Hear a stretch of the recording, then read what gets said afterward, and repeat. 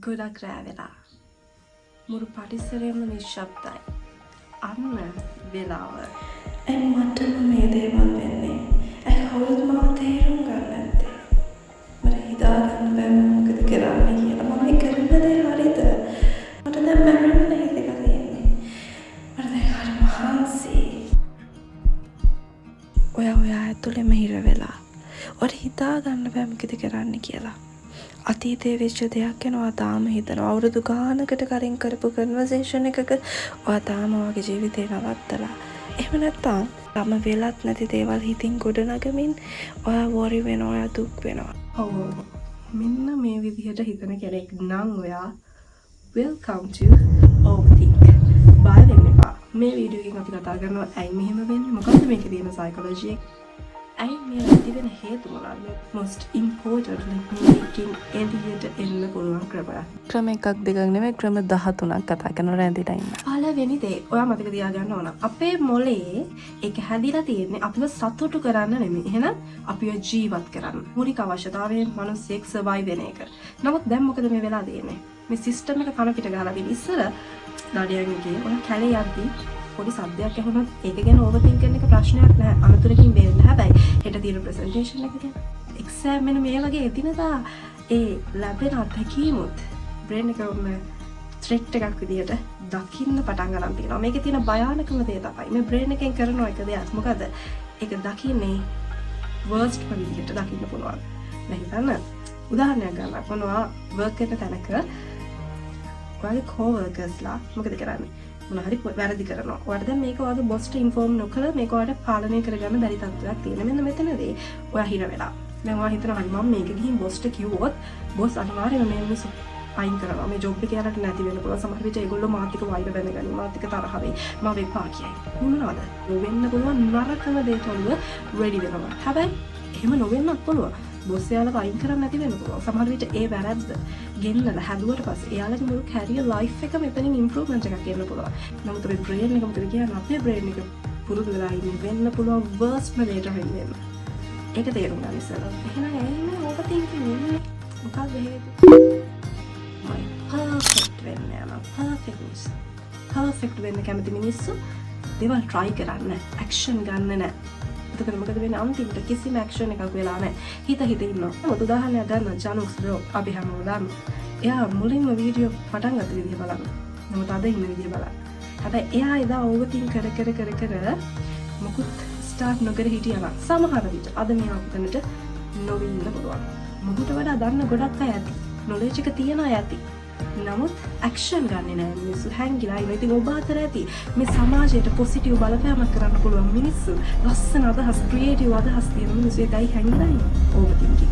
ඔයා පටන් ගන්න හිතන ක්ලාස් එක පටන් ගන්නවා. පටන් ගන්න හිතන YouTube channel එක පටන් ගන්නවා. පටන් ගන්න හිතන වීඩියෝස් දාන එක සීරීස් දාන එක පටන් ගන්න බිස්නස් එක පටන් ගන්න. හැබැයි බෑ. ඒක පර්ෆෙක්ට් එකට යනවා. ඊළඟ දේ childhood trauma. Remember this. මේක දෙමාපිය බලනවා නම් වැඩිහිටියෝ බලනවා නම් ඔයාලගේ ළමයිට කරන්න පුළුවන් නරකම දේවල් පොඩි කාලේ ඉඳන් කරලා. මොකද්ද? කම්පැරිසන් එක දීලා දෙනවා. ඔයාලා අක්කා නම් බලන්න කොච්චර හොඳද? ඔයාලට පර්ෆෝම් කරන්න හැදෙනවා. ඔයා වැඩක් නෑ. තමයි ඔයා මහා කාලේ ගන්න. යා පොඩි කාලේ ඉඳන් ඔළුවට දේවල් දාලා දෙනවා. මේ මොලේ තියෙන හරි ලස්සන සිස්ටම් එකක්. ඒක තමයි හිතන්න මෙහෙම. තියෙනවා කැලයක්. ඔයා දන්නේ නැති කැලයක්. ඔයා මේක එකම තැන එකම ගහක් වටේට එක තැනක විතර නැවිතිත් එතන හැදෙනවා පාරක්. අන්න ඒ වගේ තමයි. ඔයාට පොඩි කාලේ ඉඳන් දේවල් නෙගටිව් දේවල් ඔයා ගැන ඔළුවට ෆීඩ් වෙන්න ඔයා හිතන්න ගන්න ඊට පස්සේ හරි යාලා කියනවා වගේ මම මොලේ සමතුල් ඒක මට නම් හැබැයි මේක පුදුම කෙරුණා. ඔයාට පුළුවන් අලුත් පාත් එකක් හදන්න. ඔයා හිතන එක වෙනස් කරලා දෙන පාරක් තෝරන එක ඔයාට පුළුවන් ටාගට් එකක් හදන්න. ඒ නිසා එහෙම මොනවා කියලා ක්‍රමයක් තියෙනවා. මේකෙන් කතාව මෙතන ඉඳලා නැහැ. ඔයාට පුළුවන් අලුත් විදිහට වෙනස් වෙන්න. පොසිටිව් විදිහට වෙනස් වෙන්න. මොකද්ද? pleasing people. මිනිස්සු සතුටු කරන්න යාම අන්න ඔයාට වරදින දැන. ඔයා ගැනවත් නොහිතා ඔයා ගැන නොහිතන මිනිස්සු වෙනුවෙන් ඔයා දේවල් කරන්න යනවා. මම මේ වීඩියෝ එක දැම්මොත් මගේ නැන්දා කැමති නැති වෙයි, මගේ කසින් කැමති නැති වෙයි. සමහර විට මෙයා මෙහෙම කියයි, මෙයා මෙහෙම කියයි, මගේ යාළුවා මම awkward කියලා හිතා ඉහන්න මේක කරන්න. අදහස් ගන්න එක okay. I mean හැමෝගෙම approval එක හොයනවා යා. මොකද ඇයි? එයාගේ self doubt එක. පළවෙනි වීඩියෝ එක සමහර විට ඔයා කරන පළවෙනි presentation එක perfect නෑ. නමුත් කාලයක් යද්දි ඒකත් එක්ක ඉද්දි ඔයා දේවල් කරද්දි action ගද්දි තමයි ඒක ඉස්සරහට ලස්සනට යන්නේ. මයින්ඩ් එක හැදලා තියෙන්නේ කවදාද හැමෝගෙම මේ ළමයා හොඳයි, මෙයා හොඳයි, මෙයා නරක නෑ, මෙයා බයින්නේ. අන්න ඒකත් එක්ක ඔයාව හොඳ කෙනා කරලා සමාජය ඔයාගෙන් ප්‍රයෝජන. You don't know to say no to the people. අපි කියලා දෙනවා මිනිසුන්ට love others, but we don't tell them.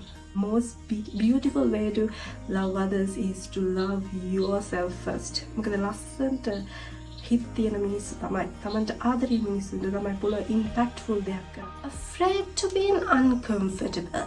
Uncomfortable වෙන්න බයයි life එකේ. ඔයා ජීවත් වෙලා තියෙන මෙච්චර safe zone එක ඔයාගෙම. ඔන්න එතනින් යන්න යනවා වෙන තැනකට, අලුත් interview එකකට, අලුත් job එකකට. හැබැයි බයයි.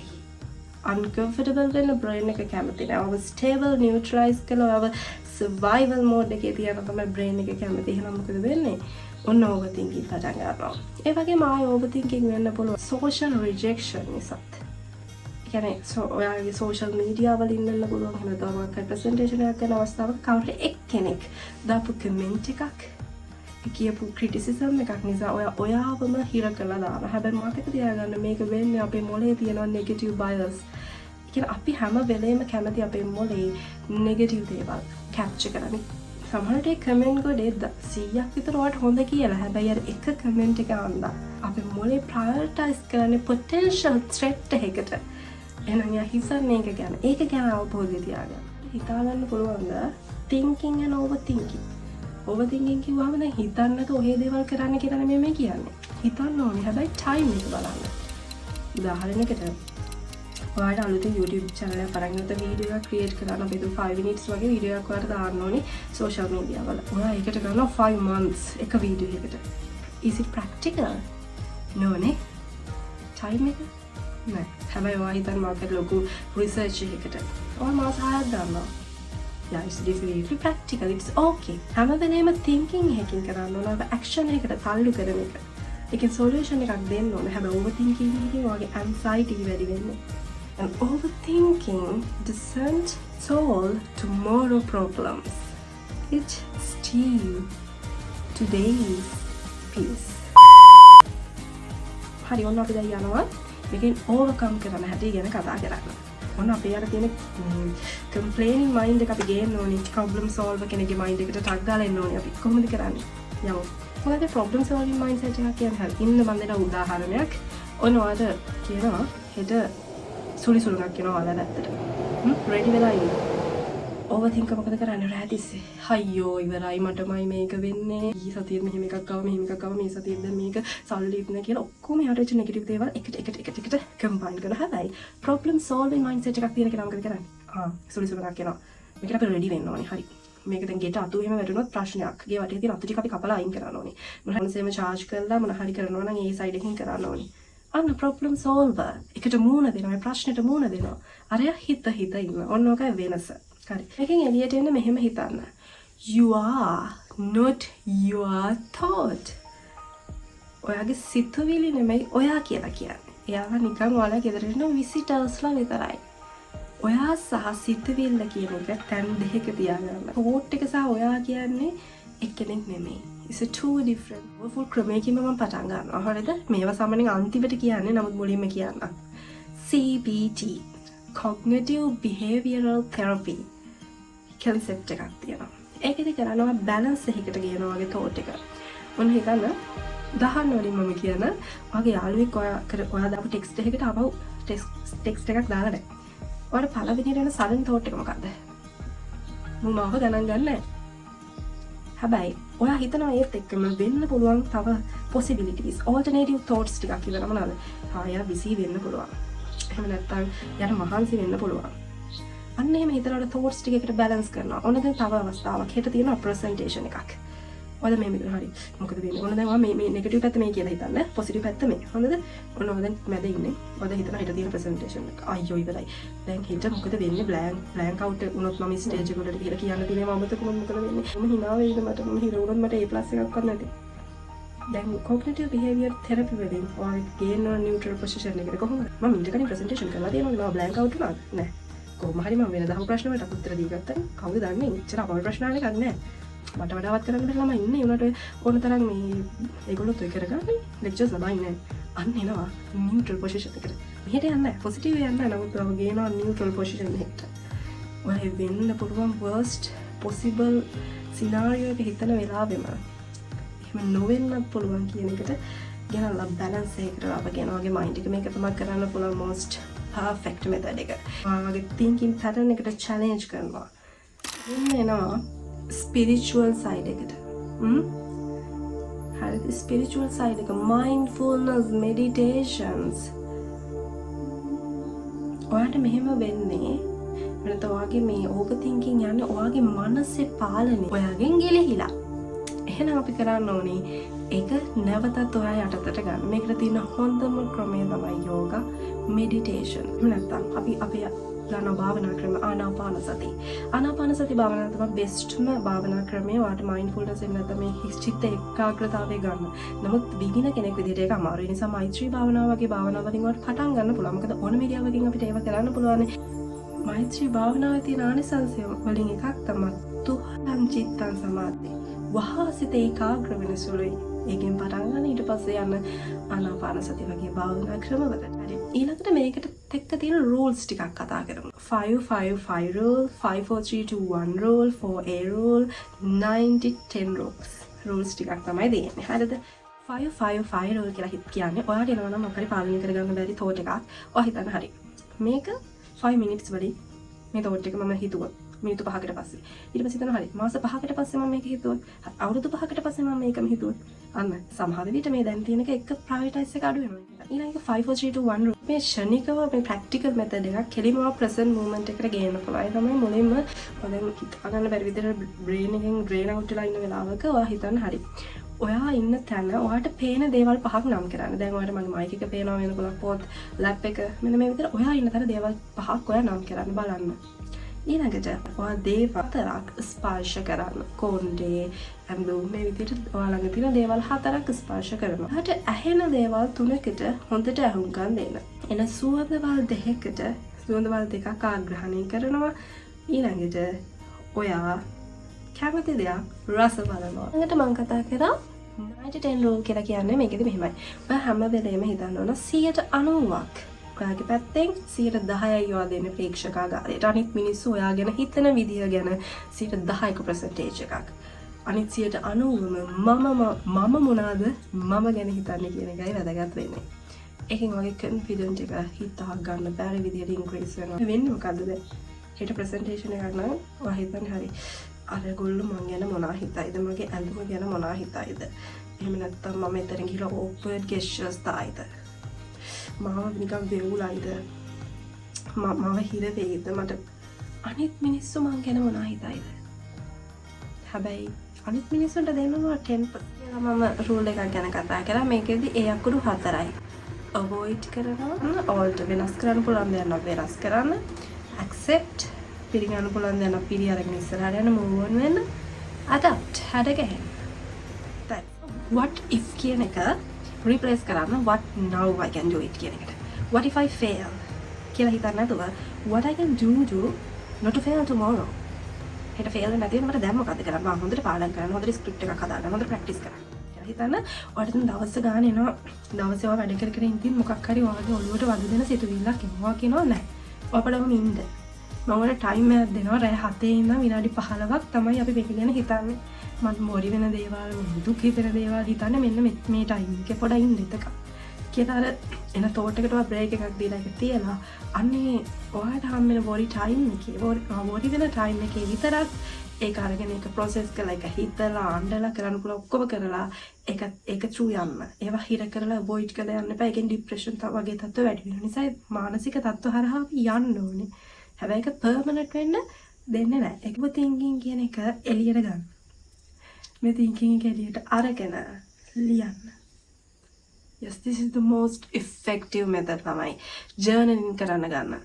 journaling එකේ එක කොටස් තියෙනවා. මේ journaling එක කියලා කියන්නේ ඔයගේ negative දේවල් ලියන්න. මොකද ඔයා කොලේක දෙයක් ලියුවට පස්සේ ඔන්න ඔයාලට පුළුවන් ඒකත් එක්ක වැඩ කරන්න. argue කරන්න. එක ගැන හිතන්න. හැබැයි ඔයාගේ මොලේ ඇතුලේ ඔයා කැරකි දුවට එකක් තෝරලා ගන්න බෑ. ඒ නිසා ඔයාට වද දෙන ලොකුම කාරණේ ලියලා හිතන්න මේකට දැම්මට මොකද්ද කරන්න පුළුවන්. මුකුත් කරන්න බෑ නම් let it go. avoid it. වෙනස් කරන්න පුළුවන් නම් ඒක කරා. ඔයා දෙයක් ලියලා ඔයාගේ තියෙන දේ ඉරලා පුච්චලා හරි මොන හරි කරලා විසික් කරොත් ඔයාගේ thought එකේ තියෙන ප්‍රෙෂර් එක අඩු වෙනවා. කලින් ආදරය කරපු කෙනෙක් ඔයාගේ හිතට වද දෙනවා ඕවර් තින්කින් කරන මොන හරි සිම්පල් ඇතිනේ. පාරණ මොන හරි දේවල් ඔයා මොකක් හරි පෙට්ටියක දාලා අරන් තියනවා වෙන්නත් පුළුවන්. ඔයාලට හැබැයි මේකෙන් ඕවර්කම් වෙන්නත් ඕනේ ඇති. එහෙනම් ඒවත් තියාගෙන ඉඳලා හරියනවද? නෑ. ඒවා විසික් කරලා දාන්න, පුච්චලා දාන්න, අයින් කරලා දාන්න. Yeah, I know. Now you guys say a lot of emotional things. I can feel it. I'm also really emotional as one. And move on වෙන්න බැරි නෝ. මොකක්ද ඒවා තියන් ඉන්න ප්‍රයෝජනේ? මම කියන්නේ මේ ඔයාගේ mental එක ඔයාගේ mind එක හැදෙන්න බැරිම නම් අර තියෙන photos delete කරලා දාන්න. අයින් කරලා දාන්න. ඒ මිනිස්සු ආයෙ ඔයාගේ ජීවිතේට එන්නේ නැහැ. accept කරන්න. අපි ඇයි ගොඩක් දුක් වෙන්නේ? අපි overthinking කරන්නේ. ඒ මිනිස්සයා ආවොත් එයා අද හිටියොත් මෙහෙම වෙයි. එයා රියැලිටි එකේ ඉන්නවද? නැහැ. හැබැයි ඔයා ඉන්නේ නැති කෙනා මවාගෙන තව දුක් වෙනවා. ඒ නිසා pain කියන එක ඇති වෙනවා life එකේ. ඒ pain එක නිසා අපි suffer කරන්නේ කොච්චර කාලයක්ද කියන එක තීරණය කරන්නේ අපිමයි. සමහර විට ඒ මිනිස්සයා ගැන ඔයා නිකන් fantasize කරලා තියෙන්නේ. එයා කියන්නේ just a man, just a girl. නමුත් ඔයා කියන්නේ මාර විදිහට love කරන fantasize කරන කෙනෙක්. ඔයාත් එක්ක මවපු ඒ fantasy එකට ඔයා වහල් වෙලා. අපේ brain එක හරි කැමති මේ විරහවට. හරි ලස්සන දෙයක් කරන හරි කැමති පොඩි විරහ song එකක් දාලා ඒකත් එක්ක ඒක through ගිහලා ඒක වෙන්නේ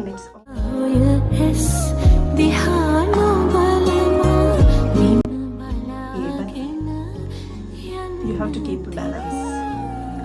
ඔයාට මේකේ ඔයා තාමත් අවුරුදු 3 4 5 ගිහිල්ලා තාම ඉන්නවනේ එතන අවුලක්. මේ පොයින්ට් එකේ මෙච්චර ස්ට්‍රෙස් වෙන්නේ ඇයි? මම මේක මේ නිකන් කරන වීඩියෝ එකක් නෙවෙයි. හරිද? ක්වෙස්චන් එකක් දාලා මේ කටින් අහලා ඔයාලට තියෙන මොනවද ප්‍රශ්න කියලා අහුවට පස්සේ overthink කරන්න මේ relationship ප්‍රශ්න. ඔයාගේ head එක ඔයාගේ mind එක move කරන්න body එකට. What I mean by that? mind එක move කරන්න body එකට. Yeah, I mean like exercise. පොඩක් එක්සර්සයිස් කරන්න, වෝක් කරන්න, මොන හරි වැඩක් කරන්න. එතකොට ඔයාගේ ඔන්න සර්වයිවල් සිස්ටම් එකට ඔයාගේ බොඩි එකෙන් පණිවිඩයක් යනවා. හරි මෙයාට අවුලක් නැහැ. මෙයා සර්වයිව් මෝඩ් එකේ ඉන්නේ. හන්ද ඔව් වැඩි ඕවර්තින්ක් කරන්න දෙයක් නැහැ කියලා. ඕවර්තින්කින් කරන අයගෙන් අහලා බලන්න යාලා එක්සර්සයිස් කරේ කවද්ද අන්තිමට කියලා. පොඩක් ඇවිදින්න ගියේ කවද්ද? චුට්ටක් එළියට පහළියට ගියේ කවද්ද බලන්න. මතක තියාගන්න. uncertainty තමයි මේ ලයිෆ් එකේ තියෙන ලස්සන. ඕනම දෙයක් වෙන්න පුළුවන්. ආදරය කරන මිනිස්සු දාලා යන්න පුළුවන්. ජීවත් වෙලා ඉන්න මිනිස්සු මැරෙනවා. It's the reality. හැබැයි එහෙම කියලා ඒක ගැන හිත අපිට ජීවත් වෙන්න බෑ. එන විදිහට මූණ දෙන්න ඕනේ. මේ ජීවිතේ තියෙන්නේ නිന്ദා, ප්‍රශංසා, සැප දුක මේක උඩනේ මේක දුවන්නේ නේ. එතකොට ඕනම වෙලාවක අපේ ලයිෆ් එකේ පේන් එකක් එන්න පුළුවන්. හැබැයි අපි කොච්චරක් දුරට ඒකෙන් දුක් වෙනවද? කොච්චර කාලයක් ඒක තුළ දුක් වෙනවද කියලා තීරණය කරන්නේ අපි ඒකට රියැක්ෂන් එක දෙන්න විදිහට. අපේ මයින්ඩ් එකේ බැටල් කරන්න ඒකට රෙඩි වෙලා ඉන්න විදිහට. උදාහරණයකට දැන් හිතන්න ශීත කාලය. නැත්නම් ගොඩක් රස්න කාලයක් එනවා. ඒකවත් නවත්තන්න පුළුවන්ද?